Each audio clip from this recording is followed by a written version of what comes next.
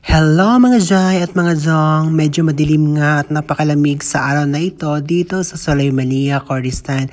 Kaya naisipan kong magluto ng tinolang manok for dinner. Kasi napakasarap humigop ng sabaw pag malamig ang panahon. Ang reseping ito ay basta tinolang manok siya. Sa probinsya kasi sa Pilipinas, kapag nagtinolang manok, ay talagang yung fresh at native na manok ang ginagamit. May tanglad, may malunggay, may papaya. Pero dito sa ibang bansa, basta may sibuyas, bawang, luya, at chicken cubes at manok, fights na yan, gora na. Na-inspire kasi ako magtinolang manok for today kasi nga may bago kaming kaldero and sponsored by Ryan. Char, sana all. Ryan Kitchenwares, Kurdistan, Bekenemen. Ay, hindi nga, joke lang. Ito ay regalo ng Pasko sa amin. Ay, kunting kaalaman lang pala ha, o sa wala pa mga idea dyan. Before nyo gamitin tong klaseng pot na non-stick tapos Teflon, kailangan nyong i-season. Kung ano yung tinutukoy kong season, i-google at YouTube nyo na lang kasi mahirap i-explain. Sa mga gustong matutong magtinola dyan, sundan nyo lang tong steps na ginagawa ko at for sure, hindi nyo maintindihan ang lasa. Char lang. So ito na nga, pagkatapos nyo igisa lahat ng mga ricado nyo, sibuyas, bawang at saka luya,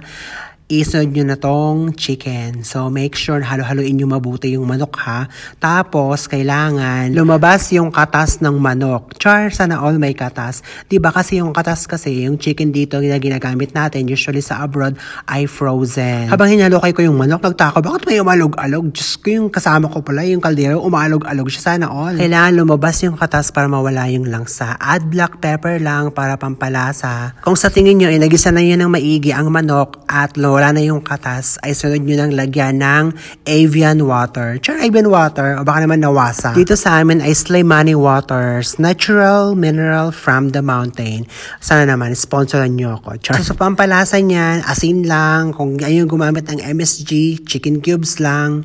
Tapos kayo nang bahala kung anong gusto nyong timpla. Kasi ako kasi medyo maalat yung timpla ko. Basta kayo nang bahala. Tapos yung vegetable na nilagay ko dyan ay cabbage lang. Kasi ito lang yung available dito sa amin. Ito na yung pinaka-recipe for today. Tinolang manok and a cabbage. Maraming salamat sa panonood. Until on my next video.